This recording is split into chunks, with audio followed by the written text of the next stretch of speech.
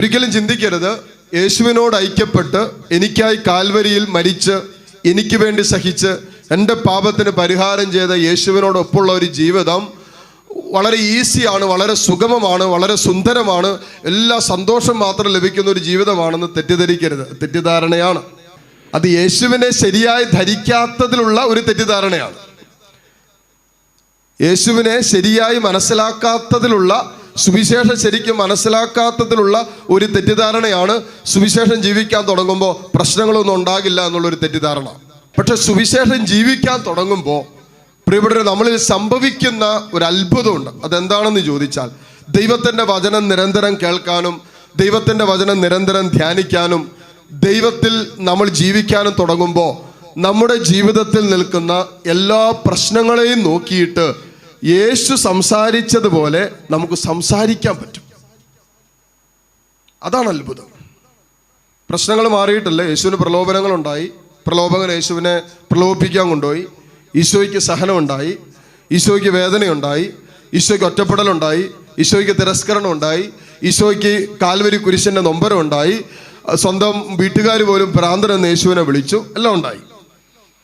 എന്നാലും ആ നിമിഷങ്ങളിലൊക്കെ യേശു എങ്ങനെ സംസാരിച്ചു, അങ്ങനെ ആ പ്രശ്നത്തെ നോക്കി സംസാരിക്കാനുള്ള ഒരു കരുത്താണ് പരിശുദ്ധാത്മാവിൽ നമുക്ക് കിട്ടുന്നത്.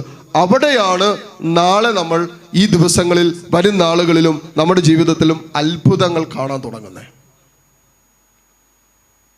ഹല്ലേലൂയ. ഇപ്പൊ ധ്യാന ദിവസങ്ങൾ നമ്മൾ കുറേ കാര്യങ്ങളൊക്കെ തലകേത്ത് കയറ്റി, കുറേ വിശ്വാസമൊക്കെ എടുത്ത്, കുറേ കാര്യങ്ങളൊക്കെ ഇങ്ങനെയൊക്കെ തീരുമാനങ്ങൾ എടുത്തു. ഓക്കെ, ഫൈൻ, നല്ല കാര്യം, ഒരു തെറ്റുമില്ല. പക്ഷേ ജീവിതത്തിൻ്റെ ഇതുപോലുള്ള അനുഭവങ്ങളുടെ നടുവിൽ നിൽക്കുമ്പോൾ ആ പ്രശ്നത്തെ നോക്കി പ്രവചിക്കാൻ നമുക്ക് പറ്റണം. എന്ന് പറഞ്ഞാൽ ദൈവത്തിൻ്റെ സ്വരം പറയാൻ നമുക്ക് പറ്റണം. നിങ്ങൾ എസെക്കിയേൽ പ്രവാചകന്റെ പുസ്തകം എടുത്തേ, 37-ാം അധ്യായത്തിൽ അസ്ഥികളുടെ താഴ്വര എന്ന് പറയുന്നൊരു തലക്കെട്ടുണ്ട്. കർത്താവ് എന്നോട് അരുളി ചെയ്തു, 37-ാം അധ്യായം വായിച്ചോ. 37. കർത്താവിൻ്റെ കരം എൻ്റെ മേൽ വന്നു, അവിടുന്ന് തൻ്റെ ആത്മാവിനാൽ എന്നെ നയിച്ചു. എങ്ങോട്ട്? അസ്ഥികൾ നിറഞ്ഞ ഒരു താഴ്വരയിൽ കൊണ്ടു ചെന്ന് നിർത്തി. അപ്പോൾ അവിടെ എന്താ ഉള്ളേ? എന്നാ ഉള്ളേ? അല്ല, നിങ്ങൾ പോകല്ലേ, തിരക്കട്ടല്ലേ, എൻ്റെ കൂടെ പോ. അവിടെ കൊണ്ടുപോയി നിർത്തി. അപ്പൊ എന്നാ കണ്ടേ? എവിടെ കൊണ്ടുപോയി നിർത്തിയേ? അസ്ഥികൾ മാത്രമുള്ള താഴ്വര. നമ്മുടെയൊക്കെ ഭാഷയെ പറഞ്ഞ സിമിത്തേരി കൊണ്ടുപോയി നിർത്തി. കംപ്ലീറ്റ് അസ്ഥികൾ മാത്രമുള്ള, എല്ലാം ജീവൻ നഷ്ടപ്പെട്ടു, ശരീരത്തിൻ്റെ മാംസമില്ല, ഒന്നുമില്ല, അസ്ഥികൾ മാത്രമുള്ള ഒരു താഴ്വരയിൽ കൊണ്ടുപോയി നിർത്തി. എന്നിട്ട് അവിടെ തന്നെ അവയുടെ ചുറ്റും നടത്തി. അവ വളരെയേറെ ഉണ്ടായിരുന്നു, അവ ഉണങ്ങി വരണ്ടിരുന്നു. അവിടെ എന്നോട് ചോദിച്ചു, മനുഷ്യപുത്ര, ഈ അസ്ഥികൾക്ക് ജീവിക്കാനാകുമോ? ഈ അസ്ഥികൾക്ക് ജീവിക്കാനാകുമോ? പറ, നിങ്ങൾ പറ, ഉത്തരം പറ. വായിക്കാനല്ല പറഞ്ഞ, ഈ ചോദ്യത്തിന് നിങ്ങൾ ഉത്തരം പറയാൻ. ഈ അസ്ഥികൾക്ക് ജീവിക്കാനാകുമോ? പറ പറ. ജീവനില്ല. അസ്ഥികൾ അസ്ഥി പോലെ ഇരിക്കുക, ജീവനില്ല, മാംസമില്ല. അസ്ഥികളുടെ താഴ്വരകളിലേക്ക് കൊണ്ടുപോയിട്ട് ചോദിച്ചു, മനുഷ്യപുത്ര, ഈ അസ്ഥികൾക്ക് ജീവിക്കാനാകുമോ? സ്വർഗം ചോദിക്കുക, ഈ അസ്ഥികൾക്ക് ജീവിക്കാനാകുമെന്ന് നീ വിശ്വസിക്കുന്നുവോ? പറ. പറഞ്ഞിട്ട് ഇനി മുന്നോട്ട് പോകുന്നുള്ളൂ. പറ. കർത്താവ് ചോദിക്കുന്നത്, വിജിലച്ചനല്ല ചോദിക്കുന്നത്, കർത്താവ് ചോദിക്കുന്നത്, ഈ അസ്ഥികൾക്ക് ജീവിക്കാൻ പറ്റുമോ? ചിലരൊക്കെ അസ്ഥി മാത്രമായിട്ട് ഇതിനകത്തിരിപ്പുണ്ട്. ഹല്ലേലൂയ. ജീവനില്ല, ചുമ്മാ അസ്ഥിയാ. ഹല്ലേലൂയ. നമ്മൾ ഇങ്ങനെയൊക്കെ പറയല, എന്നാ ചത്തത് നോക്കുമ്പോ അതെല്ലാം അറിയാം. അസ്ഥി മാത്രമേ ഉള്ളൂ, ഇച്ചിരി മാംസവും കൂടി ഉണ്ട്. നിങ്ങളെ സംബന്ധിച്ചിടത്തോളം ഈ ഇവിടത്തെ താഴ്വര പോലെയല്ല, നിങ്ങൾക്ക് ഇച്ചിരി വ്യത്യാസമുണ്ട്. അസ്ഥിക്ക് ഇച്ചിരി മാംസവും കൂടി ഉണ്ട്, പക്ഷെ ജീവനില്ല. ജീവനില്ല. കർത്താവ് ചോദിക്കും, മനുഷ്യപുത്ര, ഈ അസ്ഥികളെ നോക്കിയിട്ട് നിനക്ക് തോന്നുന്നുണ്ടോ ഇവയ്ക്ക് ജീവൻ വെക്കൂന്ന്? വായിച്ചേ. ജീവിക്കാൻ. ഞാൻ പറഞ്ഞു, ദൈവമായ കർത്താവെ, അങ്ങേക്ക് അറിയാലോ. അവിടെ നിന്ന് എന്നോട് അരുളി ചെയ്തു, ഈ അസ്ഥികളോട് നീ പ്രവചിക്കുക. സ്വരമെടുത്ത് പറ ഹല്ലേലൂയാ, ഹല്ലേലൂയാ. അവിടുന്ന് എന്നോട് അരുൾ ചെയ്തു, ഈ അസ്ഥികളോട് നീ പ്രവചിക്കുക, വരണ്ട അസ്ഥികളെ കർത്താവിന്റെ വചനം ശ്രവിക്കുവിൻ എന്ന് അവയോട് പറയുക. ഇതാണ് പ്രിയപ്പെട്ടവരെ നമ്മൾ ശരിക്കും ചെയ്യേണ്ടത്. നമ്മുടെ അസ്ഥിമഞ്ജരമായ ജീവിതത്തിൻ്റെ എല്ലാ അനുഭവങ്ങളോട് ജീവനില്ലാത്ത, മാംസമില്ലാത്ത, ജീവനില്ലാത്ത എല്ലാ അസ്ഥികളെ നോക്കിയിട്ട് നമുക്ക് പ്രവചിക്കാൻ പറ്റണം. ഈ അസ്ഥികൾക്ക് ജീവിക്കാനാകുമെന്ന് നമ്മൾ പറയണം. ഹല്ലേലൂയ. ഇതാണ് ജീവിതത്തോട് നമ്മൾ പുലർത്തേണ്ടത്. ഇപ്പൊ ഇന്ന് മാത്രമല്ല പ്രിയപ്പെട്ടവർ, ഇന്ന് നമുക്ക് ഒത്തിരി വിടുതലുകൾ ഈ രാത്രികാലം കർത്താവ് തരും, സൗഖ്യങ്ങൾ തരും. പക്ഷെ മുന്നോട്ടുള്ള ഇന്ന് കിട്ടുന്ന സൗഖ്യം നാളെ പോകാം അല്ലേ? ഇന്നിപ്പോ ഒരു രോഗം ഉണ്ടെന്ന് വിചാരിക്കുക, ഇന്നൊരു വിഷയത്തിലാണ് പെട്ട് കിടക്കുന്നതെന്ന് വിചാരിക്കുക, ഇന്ന് ചില ദുശീലങ്ങൾ ഉണ്ടെന്ന് വിചാരിക്കുക. ആ ദുശീലങ്ങളിൽ വിടുതലുകളോ ശരീരത്തിന്റെ രോഗങ്ങൾക്ക് സൗഖ്യമോ കിട്ടാം. നാളെ സമാനമായ രോഗങ്ങളും സമാനമായ പ്രശ്നങ്ങളും സമാനമായ ദുശീലങ്ങളും സമാനമായതും അതിനപ്പുറമായ പ്രലോഭനങ്ങൾ ജീവിതത്തിൽ വന്നുകൂടാ എന്നില്ല. അപ്പൊ എന്ത് ചെയ്യും? പറ. അപ്പൊ എന്ത് ചെയ്യും?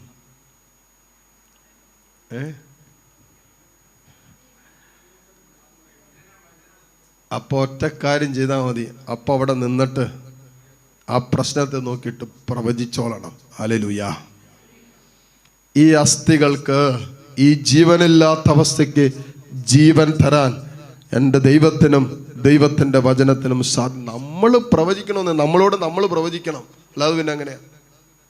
നാട്ടുകാർ പറയാൻ നോക്കാൻ വേണ്ടിയാണ് നമ്മളൊക്കെ ഇരിക്കുന്നത്. കൗൺസിലർ എന്നാ പറയുമെന്ന് അന്വേഷിച്ചാൽ ചിലവർ വന്നേക്കുന്നത്. അച്ഛനെ കണ്ടിട്ട് എങ്ങനെയില്ല എന്തെങ്കിലും സംസാരിക്കണമെന്ന് വിചാരിച്ചു. അതൊക്കെ മാറ്റി, അതൊക്കെ നിർത്ത്. ഈ മനുഷ്യരെ കാണുന്ന നെട്ടോട്ടമുണ്ടല്ലോ, ഇത് നിർത്താനുള്ള സമയം. എന്നിട്ട് ദൈവം അസ്ഥികളെ നോക്കിയിട്ട്, മനുഷ്യപുത്ര, ഈ അസ്ഥികൾക്ക് ജീവൻ വെക്കാൻ പറ്റുമെന്ന് നിനക്ക് വിശ്വാസമുണ്ടോ? ഉണ്ടെങ്കിൽ നീ പ്രവചിക്ക്. നമ്മളാ നമ്മുടെ ജീവിതത്തിന്റെ സാഹചര്യങ്ങളോട് നോക്കിയിട്ട് പ്രവചിക്കേണ്ട, നാട്ടുകാരല്ല. നമ്മൾ പ്രവചിക്കണം. നമ്മൾ ഈ പ്രശ്നത്തെ നോക്കിയിട്ട് നമ്മൾ പറയണം. ഈ പ്രശ്നത്തെ നോക്കിയിട്ട് പറയണം, ഈ പ്രശ്നമേ നിനക്ക് അധികം നാള് പിടിച്ചു നിൽക്കാൻ പറ്റില്ല, അല്ലെങ്കിൽ എൻ്റെ മുമ്പിൽ ഈ പ്രശ്നത്തിന് പിടിച്ചു നിൽക്കാൻ പറ്റില്ല എന്ന് പറയാൻ പറ്റുന്ന ഒരു, പ്രവചിക്കാൻ പറ്റുന്ന ഒരു കരുത്ത് ഇവിടെ നമ്മൾ എടുക്കണം. ഒരു പ്രവാചകന്റെ കരുത്താണ് നമുക്കിനി വേണ്ടത്. കാലം മാറിക്കൊണ്ടിരിക്കുക. നമ്മൾ പഴയ വളിഞ്ഞ ജീവിതം, ഒളിച്ച ജീവിതമൊക്കെ കുറേ നാളൊന്നും ഇനി അധികം പോവുകയല്ല. ഇപ്പോഴത്തെ കാലഘട്ടത്തിൽ അതൊന്നും പറ്റില്ല. അത്രമാത്രം തിന്മ നമ്മുടെ ചുറ്റുമുണ്ട്. അത്രമാത്രം തിന്മയാണ് പ്രിയപ്പെട്ടവർ ചുറ്റും നിൽക്കുന്നത്. നമുക്ക് ഓരോ നിമിഷവും നമ്മുടെ ജീവിതത്തോട് പ്രവചിക്കേണ്ട സമയം അതിക്രമിച്ചുകൊണ്ടിരിക്കും. കാരണം മൊബൈൽ എടുത്താൽ പോലും ഒന്ന് പാപം ചെയ്യാം. പണ്ടൊക്കെ പാപം ചെയ്യണമെങ്കിൽ തെണ്ടിത്തിരി നടക്കണമായിരുന്നു ഒരു സാഹചര്യത്തിന് വേണ്ടിയിട്ട്. ഇപ്പം അതൊന്നും വേണ്ട അല്ലേ? പണ്ടൊക്കെ ഒരു പാപം ചെയ്യണമെങ്കിൽ എന്തോരം കഷ്ടപ്പെടണമായിരുന്നു. ഇപ്പൊ മുറി അടച്ചിട്ട് മൊബൈൽ എടുത്താൽ പാപം ചെയ്യാം. എന്തെല്ലാം സാധ്യതകളാണ് ഇപ്പോഴാണ് നമ്മൾ അറിയുന്നത് ഇങ്ങനെയൊക്കെ ഉണ്ടെന്ന്. എന്നെ ഷെയർ ചാറ്റോ ഏതാണ്ട് ഒരു ചാറ്റിന്റെ പേരൊക്കെ പറയുന്നത്, എന്നത് എന്നെന്തെല്ലാം ഉണ്ടോ? ഉണ്ടല്ലേ? എന്തൊരു ചാറ്റ്. അങ്ങനെ ചാറ്റ് ചെയ്ത് അവള് വേറൊരുത്തനൂടെ പോയി. പക്ഷെ എന്നെ എന്നിട്ട് പിന്നെ വേറെ എന്തൊരു ഈ കഴിഞ്ഞ ദിവസം വന്നതാണ്. അതിപ്പോ ഒരുമാരെയൊക്കെ സെറ്റിൽ ആക്കിയിട്ടുണ്ട്. എന്താ അവസ്ഥയെന്ന് നമുക്ക് അറിയത്തില്ല. പബ്ജി ഒരു ഗെയിമില്ലേ, അറിയാലല്ലേ? ജീവിതം നശിക്കാൻ വേറെ ഒന്നും വേണ്ട, കളിച്ചുകൊണ്ടിരുന്നാൽ മതി. കുറെ എണ്ണങ്ങളുണ്ട്. എൻ്റെ ദൈവമേ, ഇത് കഴിഞ്ഞ ദിവസം ഒരുത്തനെ കൊണ്ടുവന്നാ. അതിന് തൊടുപുഴ എങ്ങാണ്ടുള്ള ഇത് 2 പേർക്ക് ഓൺലൈനിൽ കളിക്കാൻ പറ്റുമല്ലേ? എല്ലാത്തിനും തലയാട്ടുന്നുണ്ട്. അപ്പം എല്ലാം അറിയാം. നമുക്ക് ഈ കേട്ടറിവേ ഉള്ളൂ. നമ്മളിത് മൊബൈലിലും ഗെയിമില്ല, ഈ പരിപാടിയൊക്കെ നമുക്ക് താല്പര്യമില്ല. നമുക്കറിയാം. എല്ലാം വീണ് കഴിഞ്ഞാൽ പിന്നെ അത് ആ വലയിൽ നിന്ന് പുറത്തു വരാൻ പറ്റാത്തൊരവസ്ഥയിലേക്ക് പോകും. ചിലപ്പോൾ നമുക്ക് പ്രവചിക്കാൻ പറ്റാത്ത രീതിയിൽ ഉയ്യോ പോരട്ടെ എന്ന് പറയുന്ന അവസ്ഥയാണ്. അതുകൊണ്ട് എന്തിനാ വെറുതെ നമ്മൾ വയ്യാവലി തല കയറ്റി വെക്കുന്നത്? ഈ പയ്യനെ കൊണ്ടുവന്നാണ് അവൻ പബ്ജി കളി. അപ്പോൾ വീട്ടിൽ ആരോടും മിണ്ടുന്നില്ല. വീട്ടിലുള്ള സംസാരം കഴിഞ്ഞു. മുറി പോയി കഴിഞ്ഞാൽ മുകളിലിരിക്കുമ്പോ വെടിവെക്കടി അവിടെ അടിക്കടാ. ഇത് ആരുടെ അടുത്താടാന്ന് വിചാരിച്ചു നോക്കിയപ്പോ മുറിയിലേക്ക് ചെന്നപ്പോ ഇവൻ മൊബൈലിലാ കുത്തിക്കൊണ്ടിരിക്കുന്നത്. അപ്പൊ അപ്പുറത്ത് വേറെ ഏതോ പെങ്കൊച്ചെങ്ങാണ്ടുണ്ട്. അവൾ എന്തോ ഡയറക്ഷൻ കൊടുത്തുകൊണ്ടിരിക്കുക. പബ്ജി കളിച്ച് ഇവൻ ആ പെണ്ണായിട്ട് ലൈനായി. പക്ഷെ എന്താ നോക്കിക്കേ, അവസാനം അവളുടെ വീട്ടിലും പിടിച്ചു, ഇവന്റെ വീട്ടിലും പിടിച്ചു. അപ്പൊ ഇവർക്ക് എങ്ങനെയെങ്കിലും ഇതൊന്ന് അവസാനിപ്പിക്കണം. ഇവരിച്ചൊരു പ്രേരക്കുള്ള വീട്ടുകാർ. അപ്പൊ അവരുടെ അടുത്ത് എങ്ങനെ പറയുന്നതെന്ന് വിചാരിച്ചപ്പോഴാണ് അവളെ പിടിച്ചിട്ട് അവരിങ്ങോട്ട് ഫോൺ വിളിച്ചു, നിങ്ങളുടെ മകനെ ഒന്ന് വീട്ടിലേക്ക് കൊണ്ടുവരണോ, അല്ലെങ്കിൽ നിങ്ങൾ ആരെങ്കിലും വീട്ടിലേക്ക് ചെല്ലണമെന്ന്. അപ്പൊ കാര്യത്തിൽ തീരുമാനമായി. ചെന്ന് കഴിഞ്ഞപ്പോഴാണ് മനസ്സിലായത് ഈ പബ്ജി എന്ന് പറഞ്ഞ ഗെയിം കളിച്ചിട്ട് ഇവര് ലൈനായതാ. അതിനകത്ത് മുഴുവൻ വെടിവെപ്പ അല്ലേ. ഇനിയിപ്പോൾ ആരും ഒന്നും തലയാട്ടവും ഇല്ല, പുണ്യാവും. പെട്ടെന്ന് നമ്മളെല്ലാം ഡീസൻ്റായി. ഇനിയിപ്പോൾ നമുക്കൊന്നും പറയാനില്ല. പബ്ജിയോ അച്ഛൻ അറിയാവുന്ന അത്രയും പോലും നമുക്കറിയില്ലെന്നുള്ള രീതിയിലാണ് ഇപ്പം ചിലരുടെ കിരിപ്പ് മട്ടൊക്കെ കണ്ടു കഴിഞ്ഞാൽ.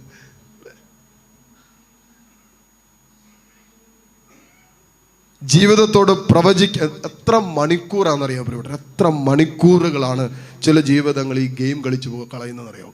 ഇത് ഇരുന്നിട്ട് ചിലരുണ്ട് അച്ഛൻ രാത്രി 2-3 മണിക്കൊക്കെ മുറി ലൈറ്റാന്നേ മകൻ്റെ, 3 മണിക്ക്. അപ്പനെ ഒളിച്ചുമ്പോൾ അത് ചെന്നപ്പോൾ അവൻ കുത്തിക്കൊണ്ടിരിക്കുക.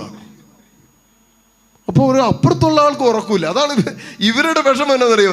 എന്താ വെച്ചാൽ ഇവൻ കളിക്കുന്ന വേറെ ആരും ഇതിനകത്തുണ്ട്, പറയുന്നുണ്ട്, സംസാരിക്കുന്നുണ്ട് ഇതിനിടയ്ക്ക്. അപ്പൊ അവർക്കും ഉറക്കൂല്ലേ. സകലമാന കാര്യങ്ങളുടെ ഉറക്കം പൊക്കോണ്ടിരിക്കുക. ഇപ്പം എല്ലാവരും ഇപ്പം രാത്രി ഉണർന്നിരുന്നിട്ട് പകലൊക്കെ ഉറങ്ങുക അല്ലേ. എന്നിട്ട് ഇവർ എഴുന്നേക്കുന്ന സമയം എപ്പോഴാണെന്നറിയാമോ?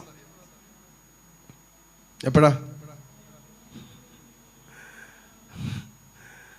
പിന്നെ ഒരു ഗുണമുണ്ട്, ബ്രേക്ക്ഫാസ്റ്റ് വേണ്ട. അങ്ങനെ ഒരു ലാഭമേ നമുക്കുള്ളൂ ഈ ഒറ്റ പരിപാടിയിൽ. പബ്ജി കളിക്കുന്ന ഒരു ഗുണമുള്ളത്, ഇവർക്കൊന്നും ബ്രേക്ക്ഫാസ്റ്റിൻ്റെ ആവശ്യമില്ല. 10-11:30 ആകുമ്പോൾ തല വയ്ക്കുക, ബ്രേക്ക്ഫാസ്റ്റിൽ 5 കൂടി ബ്രഞ്ചായിട്ട് അങ്ങോട്ട് കഴിച്ചോളും. പിന്നെ കടന്നുറങ്ങിയാൽ പിന്നെ 4 മണിക്ക് പിന്നെ തല പൊക്കോളും.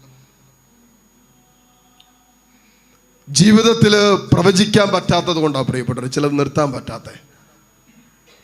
ചില ലോകത്തിൻ്റെ കാര്യങ്ങൾ നമ്മളിങ്ങനെ കുടുക്കിയിടുന്നതിന് കാരണം അസ്ഥിമഞ്ജരമായ ആത്മാവിൽ ജീവനില്ലാത്തൊരവസ്ഥയിലൂടെ കടന്നു പോകുന്നതിന് കാരണം നമ്മുടെ അസ്ഥികളോട് പ്രവചിക്കാൻ ഇന്നോളം നമ്മൾ പഠിച്ചിട്ടില്ലാത്തത് കൊണ്ടാണ്.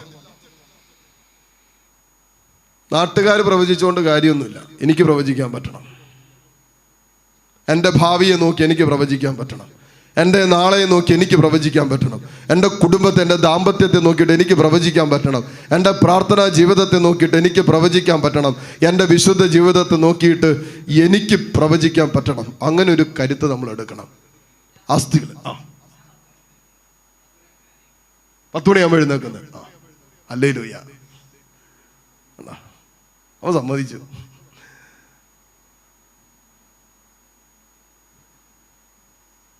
ഞാൻ പണ്ടെവിടെ വായിച്ചാണ്, early to bed early to rise makes a man healthy wealthy and wise. അതുകൊണ്ടല്ല, പക്ഷെ ഞങ്ങൾ ചെറുപ്പം മുതൽ അങ്ങനെ ശീലിച്ചത് കൊണ്ടാണ്. എനിക്ക് 10:30 ആകുമ്പോഴേക്കും എൻ്റെ സിസ്റ്റം ഓഫാവും. പക്ഷെ 4 മണിയാകുമ്പോൾ ഫ്രഷായി. നമ്മുടെ സിസ്റ്റം അങ്ങനെ ആയിപ്പോയി.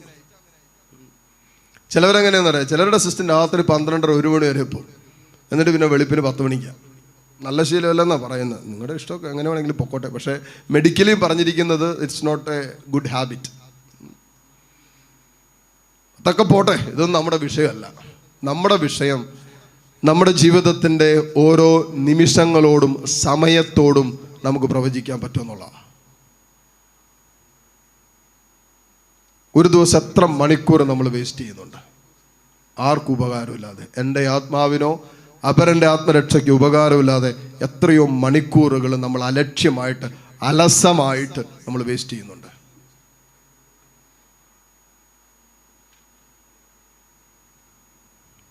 ഹല്ലേലൂയ. ശ്രമത്ത് പറഞ്ഞേ ഹല്ലേലൂയ, ഹല്ലേലൂയ. നമ്മൾ പ്രവചിക്കണം പ്രിയപ്പെട്ടവരെ. നമ്മൾ പ്രവാചകന്മാരായിട്ട് മാറണം. ധ്യാനം കൂടിയിട്ട് നമ്മൾ ചങ്കത്തടിച്ച് കരയാനുള്ളവരെ നമ്മൾ പ്രവചിക്കണം. രാജാവിൻ്റെ മുമ്പിൽ നിന്നിട്ട് പ്രവചിച്ചവരാണ് പ്രവാചകന്മാർ. പേടിയൊന്നുമില്ല. അഹാബ് രാജാവിൻ്റെ മുമ്പിൽ ചെന്നിട്ട് എലിയ പ്രവാചകൻ പറഞ്ഞതേ, വല്ലാണ്ട് കളിക്കരുത്, ഇനി ഞാൻ പറഞ്ഞാലല്ലാതെ ഇവിടെയൊന്നും മഴ പെയ്യാൻ പോകുന്നില്ലെന്ന് പറഞ്ഞു. രാജാവിൻ്റെ മുമ്പിൽ നിന്നിട്ട് പ്രവാചകൻ പറഞ്ഞു, ഇനി ഞാൻ പറഞ്ഞാലല്ലാതെ. അങ്ങനെ പറയണമെങ്കിൽ എന്ത് ചങ്കുറപ്പുണ്ടെന്ന് നോക്കിക്കേ. മഴ പെയ്യാതിരിക്കണമെങ്കിൽ ദൈവം പ്രവർത്തിക്കണമല്ലോ. ഇപ്പൊ പ്രവാചകൻ അത്രയും ബലമുണ്ട്, അത്രയും കരുത്തുണ്ട്. ദൈവം എൻ്റെ കൂടെ നിന്ന് ഞാൻ പറയുന്ന വാക്കുകളെ സ്ഥിരീകരിക്കുന്നു. എൻ്റെ അധരങ്ങളിൽ നിന്നും വരുന്ന ദൈവസ്വരത്തെ, പ്രവചനങ്ങളെ ദൈവം മാനിക്കുന്നു. പ്രവാചകൻ ഉറപ്പുണ്ട്. അതുകൊണ്ട് പ്രവാചകൻ പറഞ്ഞു, ഇനി ഞാൻ പറഞ്ഞാലല്ലാതെ ഒരു തരി വെള്ളം ഇവിടെ വീടുകയല്ലെന്ന് പറഞ്ഞു. എൻ്റെ പുള്ളി കർത്താവ് പറഞ്ഞു, നീ വേഗം പോക്കോ, ഇനി ഇവിടെ നിന്നാൽ ശരിയാകുകയല്ല, വേഗം രക്ഷപ്പെട്ടോളാൻ പറഞ്ഞു. എന്നിട്ട് കീറ തരുവിയുടെ അടുത്ത് കൊണ്ടുപോയിട്ട് പുള്ളിനെ താമസിപ്പിച്ചു.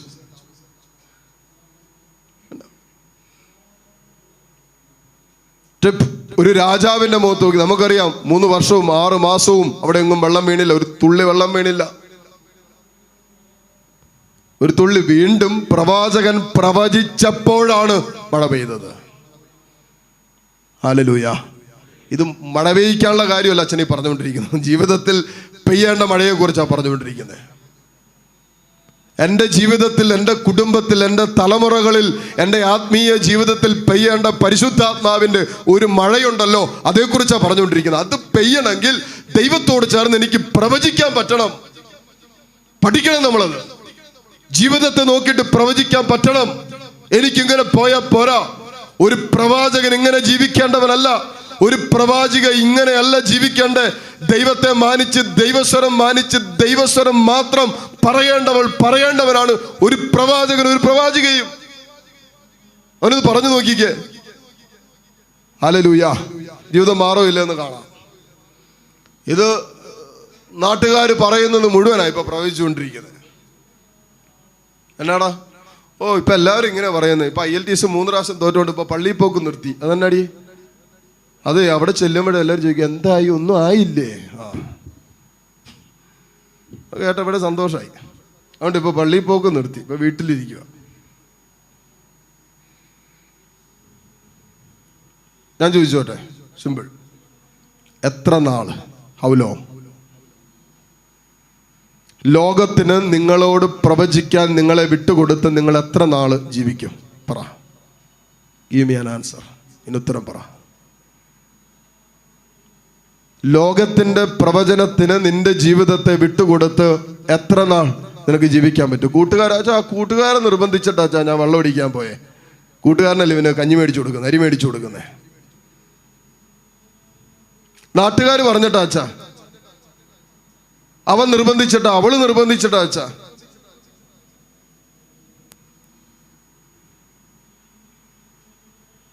പറ, ഉത്തരം പറ. എത്ര നാൾ പോകും? ലോകത്തിന്റെ പ്രവചനം, ലോകത്തിന്റെ സ്വരം ഏറ്റെടുത്ത് നമുക്ക് എത്ര നാൾ ജീവിക്കാൻ പറ്റും? ഞാൻ ചോദിച്ചോട്ടെ, ഇപ്പോൾ ഒരു സിമ്പിൾ ഉദാഹരണം പറഞ്ഞെന്നുള്ള IELTS. അതെന്തും ആയിക്കൊള്ളട്ടെ. ജോലി കിട്ടാത്തതോ, വിവാഹം നടക്കാത്തതോ, മക്കളില്ലാത്തതോ, എന്തും ആയി.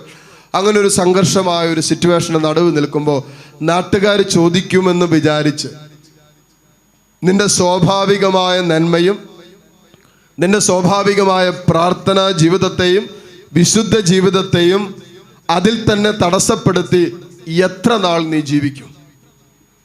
2 ഓപ്ഷൻ നിനക്കുള്ളത്. ഒന്നില്ലെങ്കിൽ ഇതൊന്നും വേണ്ടെന്ന് വെച്ച് ഗവനിക്കാതെ പുറത്തോട്ടിറങ്ങാം, അല്ലെങ്കിൽ അങ്ങനെ തന്നെ അങ്ങോട്ട് പോകാം. ഇനി IELTS കിട്ടിയില്ലെങ്കിലോ?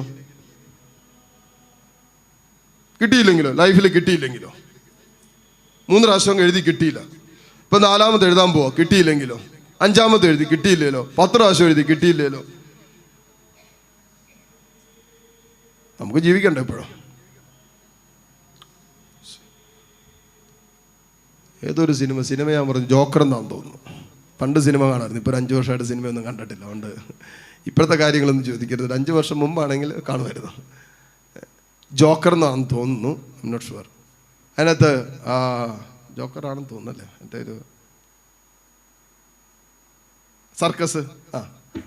അതിനകത്ത് ആ പുള്ളി പറയുന്നൊരു കാര്യമുണ്ട്. എന്തൊക്കെ പ്രശ്നമല്ല, താഴെ വീണ് കിടക്കുമ്പോഴും ഈ പുള്ളി പറയുന്നവരുണ്ട്, show must go on. Show must go on. ജീവിതം പൊക്കൊണ്ടേയിരിക്കുക. നമ്മൾ ആര് പിടിച്ചാലും നിൽക്കില്ല. എങ്ങനെയൊക്കെ പിടിച്ചു നിർത്താൻ നോക്കിയാലും നിൽക്കില്ല. അല്ലേ? എനിക്ക് തന്നെ അറിയത്തില്ല എത്ര ഈ 10 വർഷം 12 വർഷത്തെ സെമിനാരിയും 10 വർഷം ആകാറായി ഞാൻ കാരിസ് പോയിന്റ് എൻ്റെ പൗരോഹിത്യം ആരംഭിച്ചിട്ട്. 22 വർഷം പോയത് ഏതാണ്ട് 22 മാസം പോയ പോലെയാണ്. തീരാറായി. അധികമൊന്നുമില്ല. ഈ വണ്ടി അധികം നാളൊന്നും ചിലപ്പോൾ പോവുകയല്ലായിരിക്കും. അതൊക്കെ നമുക്കറിയാം. അതുകൊണ്ടാണ് നമ്മൾ തീർന്നാലും ദൈവത്തിൻ്റെ വചനം തീരരുതെന്ന് ആഗ്രഹിക്കുന്നുണ്ടാണ് ഇവിടെ പറയുന്ന മുഴുവൻ റെക്കോർഡ് ചെയ്തുകൊണ്ടിരിക്കുന്നത്. ഹല്ലേലൂയ. എന്നാ പറയാൻ പോകുന്നത് നമുക്കറിയത്തില്ല. എന്ത് പറഞ്ഞാലും ദൈവം ഇത് ഇവിടെ ഇരിക്കുന്ന ജനത്തിന് വേണ്ടി മാത്രമല്ല, ലോകം മുഴുവൻ എത്തണം. ഇതിപ്പോൾ നമുക്കൊരു സന്തോഷമുള്ള എന്നാണെന്നറിയാമോ? നമ്മൾ തട്ടിപ്പോയാലും നമ്മൾ സംസാരിച്ചുകൊണ്ടേയിരിക്കും. ഞാൻ മരിച്ചാലും ലോകാവസാനം വരെ, കർത്താവിൻ്റെ രണ്ടാം വരവ് വരെ ഞാൻ ദൈവജനത്തോട് പ്രവചിച്ചു കൊണ്ടേയിരിക്കും ദൈവത്തിൻ്റെ സ്വരം. ഹല്ലേലൂയ. ചിലവരൊക്കെ ജീവിതത്തിൽ പോലും പ്രവചിക്കാൻ മറന്നു പോകുന്നവരോ പിന്നെയാണോ ജീവിതത്തിന് ശേഷം? എന്താ നമ്മൾ അവശേഷിപ്പിക്കുന്നത്?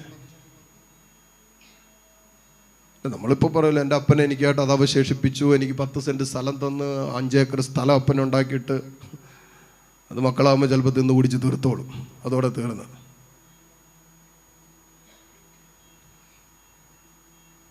സ്വരമെടുത്ത് പറഞ്ഞ ഹല്ലേലൂയ, ഹല്ലേലൂയ.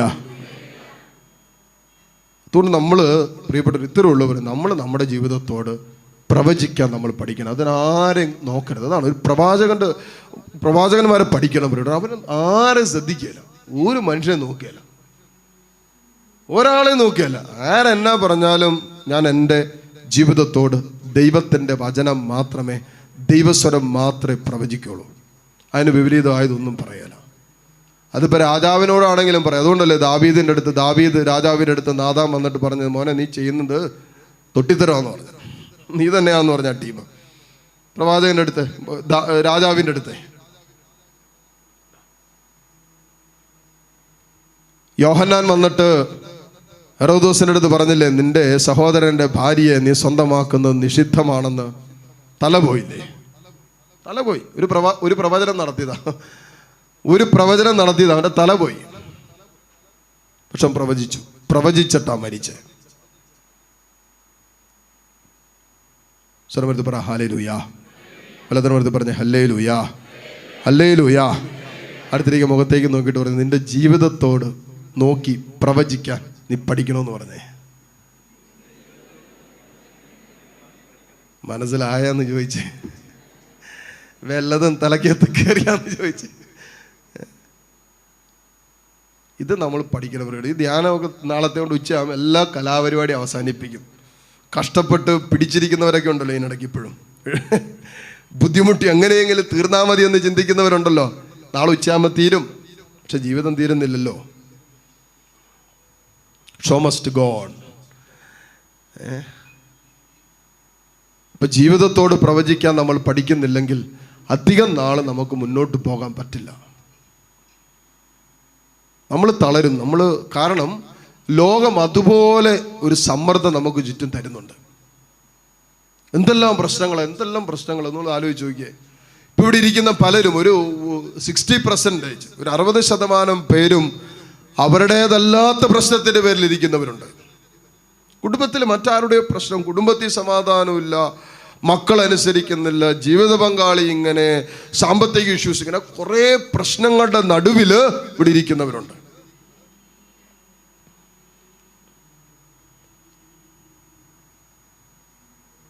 നാളെ ഈ പ്രശ്നങ്ങളൊന്നും മാറണമെന്നില്ല. പക്ഷേ ഞാൻ എന്നോട് തന്നെ ദൈവത്തിൻ്റെ യേശു എന്താണോ ജീവിതത്തിൽ പറഞ്ഞത് അത് ഞാൻ എന്നോട് പറയാൻ പഠിക്കണം.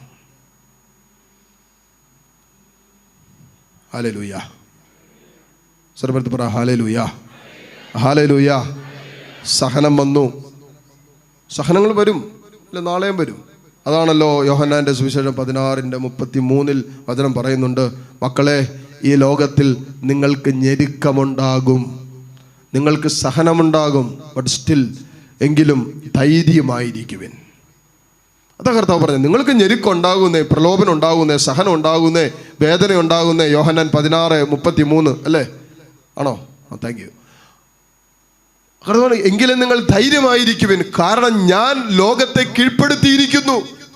അതുകൊണ്ടല്ലേ ഈശോ മരിക്കുന്നതിന് മുമ്പ് ഈശോ തന്നോട് തന്നെ പ്രവചിച്ചു, നിങ്ങൾ ഈ ദേവാലയം നശിപ്പിക്ക്, 3-ാം ദിവസം ഞാൻ പുറത്തു വരുമെന്ന് പറഞ്ഞു.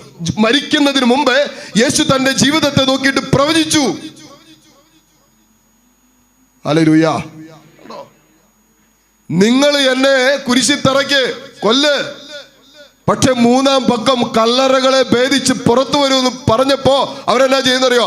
അവര് സാധ്യമായ സകല സംവിധാനങ്ങൾ ഒരുക്കി, സകല സെക്യൂരിറ്റി ഏൽപ്പിച്ചു, വലിയ കല്ല് വെച്ച് തടച്ചു. എന്നിട്ട് എന്ത് സംഭവിച്ചു? പറഞ്ഞതുപോലെ മൂന്നാം ദിവസം കല്ലറകളെ തകർത്തിട്ട് യേശു പുറത്തു വന്നില്ലേ? ഹല്ലേലൂയ. സ്വരമെടുത്ത് പറഞ്ഞേ ഹല്ലേലൂയ, ഹല്ലേലൂയ. ജീവിച്ചിരുന്നപ്പോഴേ മരണത്തിനപ്പുറമുള്ള കാര്യമാണ് യേശു തന്റെ ജീവിതത്തെ കുറിച്ച് പ്രവചിച്ചത്. ജീവിച്ചിരിക്കുമ്പോൾ ജീവനോടുള്ള കാര്യങ്ങൾ പ്രവചിക്കാൻ പറ്റണില്ല നമുക്ക്. ജീവിതത്തിൽ നേരിട്ടുകൊണ്ടിരിക്കുന്ന പ്രശ്നങ്ങളോട് പ്രവചിക്കാൻ നമുക്ക് പറ്റുന്നില്ല.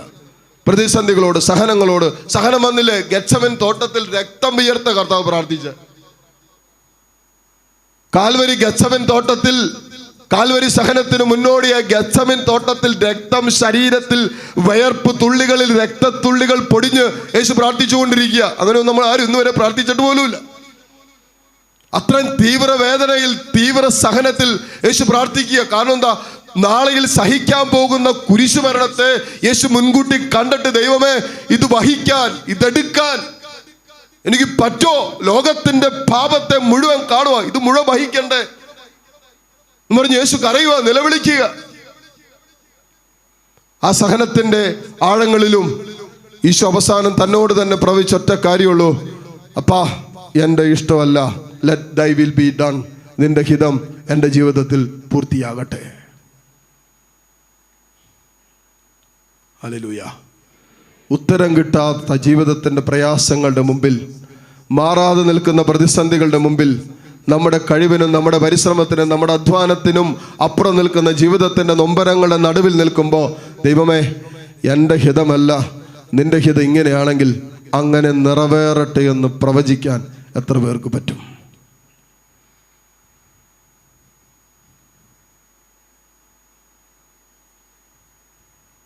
ഹല്ലേലൂയ.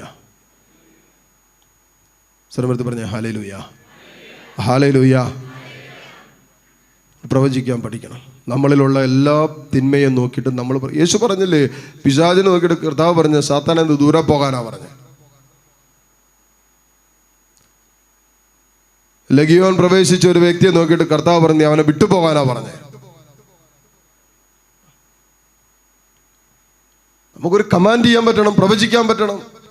നമ്മളിൽ ഉള്ളിൽ തന്നെ പ്രവർത്തിക്കുന്ന തിന്മയോടും ദൈവികമല്ലാത്ത ചിന്തകളോടും ചിന്താരീതികളോടും നെഗറ്റീവ് ചിന്തകളോടും മനസ്സിനെ ഭാരപ്പെടുത്തുന്ന ജീവിതത്തിൻ്റെ വിഷയങ്ങളോടും പ്രാർത്ഥനയ്ക്ക് പോലും തടസ്സമായി നിൽക്കുന്ന ജീവിതത്തിൻ്റെ ആത്മീയ മേഖലയിൽ നിൽക്കുന്ന അസ്വസ്ഥതകളോടും നോക്കിയിട്ട് എനിക്ക് പറയാൻ പറ്റണം, നീ എന്നിൽ നിന്നും പുറത്തു പോ. വലിച്ചെറിയണം പ്രിയപ്പെട്ടവരെ. ക്യാൻസറുകൾ, ട്യൂമറുകൾ, ശരീരത്തിൻ്റെ രോഗങ്ങൾ, ദുശീലങ്ങൾ, പാപവാസനകൾ, പാപക്കെട്ടുകൾ നോക്കിയിട്ട് നമ്മൾ തന്നെ പ്രവചിക്കണം, കൽപ്പിക്കണം. we need to command, proclaim ചെയ്യണം, പുറത്തു പോകാൻ. ഹല്ലേലൂയ. ശ്രമത്തിൽ പറഞ്ഞ ഹല്ലേലൂയ, ഹല്ലേലൂയ. തടസ്സമുണ്ടോ? പറയണം പ്രിയപ്പെട്ടവരെ. തടസ്സങ്ങളോട് നമ്മൾ പറയണം, എൻ്റെ ജീവിതത്തിൽ നിനക്കിനി തടസ്സം നിൽക്കാൻ പറ്റില്ല. നമ്മളോട് പറയാം, നമ്മൾ ആ കരുത്ത് നമുക്ക് എടുക്കണം. ദൈവം നമ്മുടെ കൂടെയുണ്ടോ? നിങ്ങൾ ധൈര്യമായിട്ട് പ്രവചിച്ചോ. നിങ്ങൾ പ്രവചിക്കുന്ന കാര്യങ്ങൾ കർത്താവ് നിവർത്തിച്ചോളും. ആരും കൂടെ പിടിക്കണ്ട. കർത്താവിൽ നിന്നുകൊണ്ട്, കർത്താവിൽ കാലുറപ്പിച്ചിട്ട് നിങ്ങൾ പ്രവചിക്കും. നിങ്ങളുടെ ജീവിതത്തോട് നോക്കി പ്രവചിക്ക്. ഈ രാത്രികാലം എന്തെല്ലാം നിന്റെ ജീവിതത്തിൽ സംഭവിക്കണം, എവിടെയൊക്കെ ദൈവം ഇടപെടണം, ഏതെല്ലാം മേഖല നിനക്കൊരു വിടുതൽ സൗഖ്യം വേണം, നീ നിന്റെ അധരങ്ങൾ കൊണ്ട് പ്രവചിക്ക്. ഇങ്ങനെ സംഭവിക്കും എന്ന് പറ. ഹല്ലേലൂയ. പറയണം, എൻ്റെ മക്കൾ നന്നാകുമെന്ന് പറ, എൻ്റെ കുഞ്ഞുങ്ങൾ രക്ഷപ്പെടുമെന്ന് പറ, എൻ്റെ കുടുംബത്തിൽ സമാധാനം ഉണ്ടാകാൻ പോണെന്ന് പറ. എൻ്റെ ജീവിതത്തിൽ ഇന്ന് രാത്രികാലം അടിമുടി എൻ്റെ ജീവിതം മാറാൻ പോണെന്ന് ഞാൻ എൻ്റെ ജീവിതത്തോട് നോക്കിയിട്ട് പറ. സംഭവിക്കില്ലെന്ന് കാണാം. ഹല്ലേലൂയ. ശ്രമത്തിൽ പറഞ്ഞ ഹല്ലേലൂയ, ഹല്ലേലൂയ. ഇത് നമ്മുടെ ജീവിതത്തിൽ ഇതുപോലെ ആ കർത്താവിൻ്റെ വചനത്തോട് ഐക്യപ്പെട്ട് നിന്നിട്ട് നമ്മൾ പ്രവചിക്കാത്തത് കൊണ്ടാണ് കാര്യങ്ങൾ നടക്കാത്തത്. അല്ലെങ്കിൽ പ്രവാചകൻ നോക്കിയിട്ട് 10,900 വരുന്ന വ്യാജ പ്രവാചകന്മാരുടെ നടുവിൽ നിന്നിട്ട്, പ്രിയപ്പെട്ടവരെ, ഇതുപോലെ കാളക്കുട്ടിയെ വെട്ടി നുറുക്കി ബലിപീഠത്തിൽ വെച്ചിട്ട് വെള്ളം ഒഴിച്ചിട്ട് അവസാനം പ്രവാചകൻ പറഞ്ഞു, സ്വർഗത്തെ നോക്കിയിട്ട് പറഞ്ഞു, അഗ്നി ഇറങ്ങട്ടെ. പറഞ്ഞില്ലേ? അഗ്നി ഇറങ്ങിയോ ഇല്ലയോ? പറ. വ്യാജപ്രവാചകന്മാർ രാവിലെ മുതൽ വൈകിട്ട് വരെ അഗ്നി ഇറങ്ങട്ടെ, അഗ്നി ഇറങ്ങട്ടെ എന്ന് പറഞ്ഞിട്ട് ഒന്നും സംഭവിച്ചില്ല. പ്രവാചകൻ സ്വർഗത്തെ നോക്കിയിട്ട് പറഞ്ഞു, അഗ്നി ഇറങ്ങട്ടെ എന്ന് പറഞ്ഞപ്പോ തക്ഷണം സ്വർഗത്തിൽ നിന്നും അഗ്നി ഇറങ്ങി ബലിപീഠം കത്തി ചാമ്പലായില്ലേ? തണുത്തിരിക്കുന്ന വെള്ളം കൊണ്ട് നനഞ്ഞു കുതിർന്നിരിക്കുന്ന പ്രിയപ്പെട്ടവരെ, ആ ബലിപീഠത്തെ കത്തി ചാമ്പലാക്കാൻ സ്വർഗത്തിന്റെ അഗ്നിക്ക് പറ്റിയില്ലേ പ്രവാചകൻ പ്രവചിച്ചപ്പോ? ഹല്ലേലൂയ. നിങ്ങളൊന്ന് ആലോചിച്ച് നോക്കിയേ, പ്രവാചകൻ പ്രവചിച്ചപ്പോ അഗ്നി ഇറങ്ങിയില്ലായിരുന്നെങ്കിൽ എന്ത് സംഭവിക്കായിരുന്നു? പറ,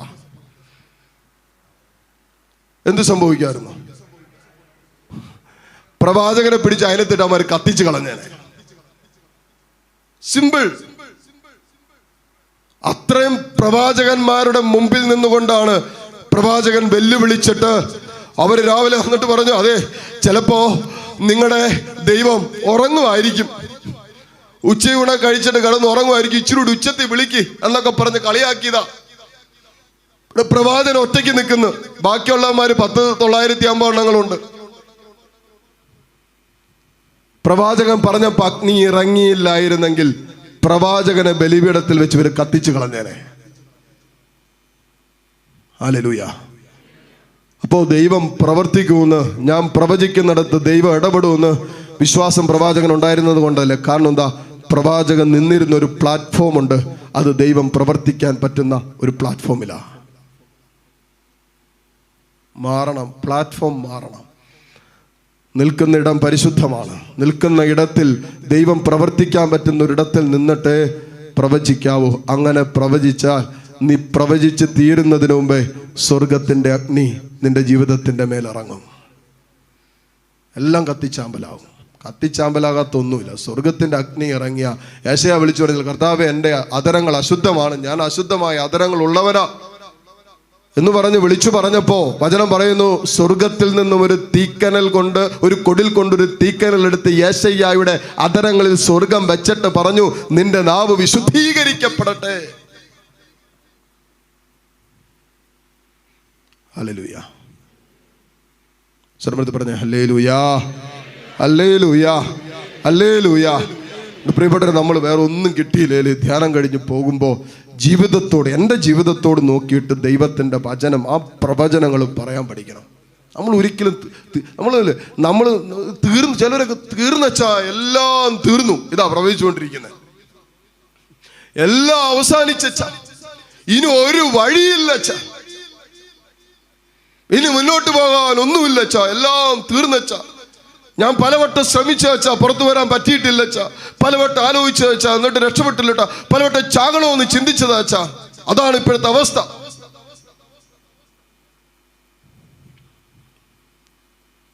ഹല്ലേലൂയ. നമ്മൾ പ്രവചിക്കണം പ്രിയപ്പെട്ടവരെ. നിങ്ങൾ ധൈര്യമായിട്ടോ കരുത്തെടുത്തോ. ദൈവത്തിന്റെ പരിശുദ്ധാത്മാവ് വരും നാളുകളിൽ നിങ്ങൾ നിങ്ങളുടെ ജീവിതത്തോട് നോക്കി രാത്രികാലം പ്രവചിക്കുന്ന സകല കാര്യങ്ങളും നിരന്തരം കർത്താവിന്റെ സ്നേഹത്തിന്റെ, വിശുദ്ധിയുടെ, പരിശുദ്ധിയുടെ പ്ലാറ്റ്ഫോമിൽ നിന്നിട്ട്, അവനോട് ഐക്യപ്പെട്ട് നിന്നിട്ട് നിങ്ങൾ പ്രവചിച്ചു നോക്ക്. നടക്കോ ഇല്ലയോ എന്ന് കാണാം.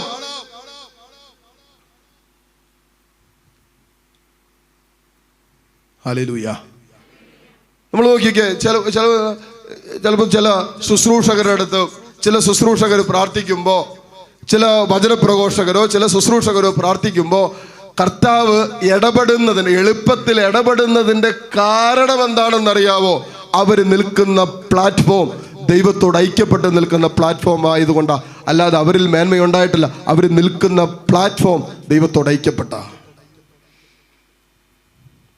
അപ്പൊ ഞാൻ ആ പ്ലാറ്റ്ഫോമിൽ നിന്നിട്ട് എനിക്ക് വേണ്ടി പ്രാർത്ഥിച്ച ദൈവം കേൾക്കില്ലേ? ഞാൻ ആ പ്ലാറ്റ്ഫോമിൽ നിന്നിട്ട് എൻ്റെ മകന് വേണ്ടി, എൻ്റെ മകൾക്ക് വേണ്ടി, എൻ്റെ ജീവിത പങ്കാളിക്ക് വേണ്ടി, എൻ്റെ അപ്പന് വേണ്ടി, എൻ്റെ അമ്മയ്ക്ക് വേണ്ടി ഞാൻ പ്രവചിച്ച ദൈവത്തിന് പ്രവർത്തിക്കാതിരിക്കാൻ പറ്റുമോ? ഇതിപ്പോ എങ്ങനെയാ? നമ്മൾ കടന്ന് ഭയങ്കര പ്രാർത്ഥന, മക്കൾ നന്നാകാനും പ്രാർത്ഥന, മകൻ രക്ഷപ്പെടാൻ വേണ്ടി പ്രാർത്ഥന. എന്നിട്ട് അമ്മ വന്ന് പറയുമ്പോൾ അമ്മയുടെ പ്രാർത്ഥന ഇങ്ങനെ പ്രാർത്ഥിച്ചുകൊണ്ടിരിക്കുക. പക്ഷെ കിടക്കുന്നതാ, അമ്മ നിരാശയുടെ പടുകുറ്റിലാണ് കിടക്കുന്നത്. അമ്മയിൽ ദൈവത്തിന്റെ ആത്മാവ് പ്രവർത്തിച്ചിട്ടില്ല. അമ്മ സ്വയം അമ്മയ്ക്ക് വേണ്ടി പ്രവചിച്ചിട്ടില്ല, എന്നിട്ട് മകനെ പ്രവർത്തിക്കാൻ വേണ്ടി പ്രവചിച്ചു കൊണ്ടിരിക്കുക. അതങ്ങനെ എങ്ങനെ ശരിയാകും? ഞാൻ ഇന്നും നിരാശയും ആവലാതിയും പരാതിയും പരിഭവവും കുറ്റപ്പെടുത്തലും എല്ലൊക്കെ കിടക്കും. എന്നിട്ട് നമ്മൾ ചില കുടുംബത്തിലുള്ള ചില ജീവിതങ്ങൾക്ക് വിടുതൽ കിട്ടാൻ വേണ്ടി അവർക്ക് വേണ്ടി ദൈവസന്നിധിയിൽ കരമുയർത്തി പ്രാർത്ഥിച്ചു കൊണ്ടിരിക്കുക. നമ്മൾ ആദ്യം നമ്മളോട് പ്രവചിക്കും. നമ്മുടെ ജീവിതത്തിൽ ഇനിയും ഇല്ലേ പിഴുതെറിയേണ്ടത്? കർത്താവ് നട്ടതല്ലാത്ത ചിലതൊക്കെ നമ്മുടെ ജീവിതത്തിൽ നമ്മൾ താലോലിക്കുന്നില്ലേ? സ്വർഗം നിക്ഷേപിച്ചതല്ലാത്ത ചിലതൊക്കെ ഇപ്പോഴും നമ്മുടെ ജീവിതത്തിൽ താലോലിക്കുന്നില്ലേ? അതൊക്കെ ദൈവം നട്ടതല്ലാത്ത സകലതും പിഴുതെറിയുമ്പോ, ദൈവത്തിന്റെ പൂന്തോട്ടത്തിൽ നടക്കാൻ തുടങ്ങുമ്പോ നിങ്ങൾ പ്രവചിക്ക്, നല്ല ഫലങ്ങളെ പുറപ്പെടുവിക്കൂ. ചീത്തയായിട്ടുള്ളതൊന്നും വരില്ല. ഹല്ലേലൂയ. സ്വരമർത്തി പറ ഹല്ലേലൂയ, ഹല്ലേലൂയ, ഹല്ലേലൂയ. ഈ രാത്രികാലം പ്രിയപ്പെട്ടവരെ, നമ്മളോട് പ്രവചിക്കാൻ പോകും. പരിശുദ്ധാത്മാവാണ് നമ്മുടെ കൂടെയുള്ള ദൈവത്തിന്റെ ആത്മാവ്. നമ്മൾ ആരെയും ഭയപ്പെടേണ്ട, ലോകത്തെ ഭയപ്പെടേണ്ടവരല്ല ഒരു ക്രിസ്ത്യാനി. അപ്പസ്തോലന്മാരെ കണ്ടപ്പോ അവിടെ ഉള്ളവന്മാർ പറഞ്ഞ എന്നാണെന്നറിയോ? ഇതാ ലോകത്തെ കീഴ്മേൽ മറിച്ച ചിലവന്മാർ നമ്മുടെ ഇടയിൽ വന്നിരിക്കുന്നെന്ന്. ലോകത്തെ തലകീഴ് മറിച്ചവന്മാർ ഇതാണ്ട് നമ്മുടെ ഇവിടെ വന്നിരിക്കുന്നെന്ന് അപ്പസ്തോലന്മാരെ കണ്ടിട്ട് അവിടെ ഉള്ളവന്മാർ പറഞ്ഞതാ. ഒരു ക്രിസ്ത്യാനി ലോകത്തെ കീഴ്മേൽ മറിക്കാനുള്ള കരുത്തുള്ളവനാകണം. ആ കരുത്താണ് പ്രിയപ്പെട്ട നമുക്ക് വേണ്ടത്. ആ കരുത്ത് നമ്മൾ എടുത്തിട്ടേ മുന്നോട്ട് പോകാവൂ. ജീവിതത്തിൽ പാതി വഴിക്ക് ഉപേക്ഷിക്കേണ്ടതോ പാതി വഴിക്ക് തീരേണ്ടതോ അല്ല ഒരു ക്രിസ്ത്യാനിയുടെ ജീവിതം. അതുകൊണ്ട് ഗലാത്യ 3:3 വചനം പറയുന്നു, ആത്മാവിൽ ആരംഭിച്ചത് ജഡത്തിൽ അവസാനിപ്പിക്കാൻ മാത്രം ഭോഷന്മാരാണോ നമ്മൾ? ആത്മാവിൽ ആരംഭിച്ചത് ജഡത്തിൽ അവസാനിപ്പിക്കാൻ മാത്രം ഭോഷന്മാരാണോ നമ്മൾ? അല്ല. ആത്മാവിൽ ആരംഭിച്ചത് ആത്മാവിൽ അവസാനിപ്പിക്കുന്ന ജ്ഞാനമുള്ളവരായി നമ്മൾ മാറണം.